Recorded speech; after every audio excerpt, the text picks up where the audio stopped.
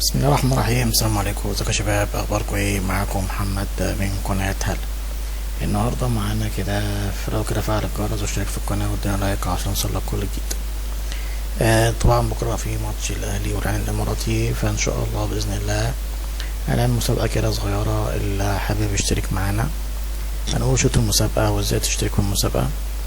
اول حاجة عشان تشترك في المسابقة لازم يبقى تفعلوا الجرس وتشترك في القناة وادينا لايك، دي اول حاجة. تاني حاجة لازم يكون عندك حساب في الباير عشان نبعت لك المسابقة الجايزة على الباير. لازم يكون عندك حساب في الباير، يعني عشان تشترك في المسابقة فعل الجرس واشترك في القناة وادينا لايك، دي حاجة. الحاجة التانية تكتب نتيجة المباراة، توقعك، تكتب رقم الباير بتاعك، لازم الاتنين مع بعض عشان ايه تخش معنا في المسابقة. اللي عاوز يجي يتوقع من غير ما يخش المسابقة براحته، يعني دي حاجة ترجع له. طيب يا محمد، ايه هي الجوائز؟ الجوائز هي 3 دولار. هنختار 3 اشخاص، كل واحد هياخد دولار. ماشي، مسابقة صغيرة عشان بس بنحاول ننشط القناة شوية.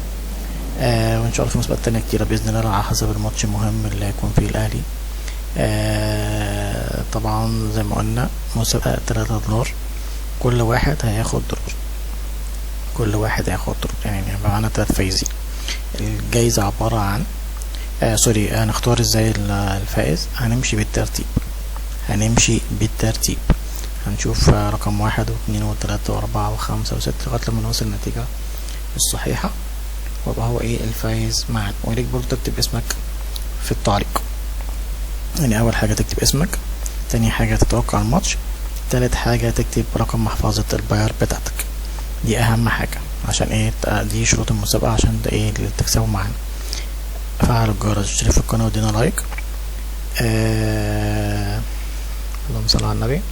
تكتب اسمك اول حاجة، طبعا نتيجة المباراة، رقم محفظة الباير، دي اهم حاجة. ان شاء الله باذن الله المسابقة هتبتدي من النهاردة لغاية قبل الماتش بساعة، يعني بكرة الماتش الساعة 8، الساعة 7 هننهي المسابقة، سواء حد اشترك ولا ما اشتركش هننهي المسابقة. دي حاجة التانية، لو عاوز تتكلم معايا في اي حاجة، تقول لي مثلا معلومة، تقول لي خبر اقوله، تقول لي حاجة ندردش مع بعض فيها، هسيب لك لينك الفيس بتاعي تحت في التعليق المثبت عشان تتواصلوا معايا.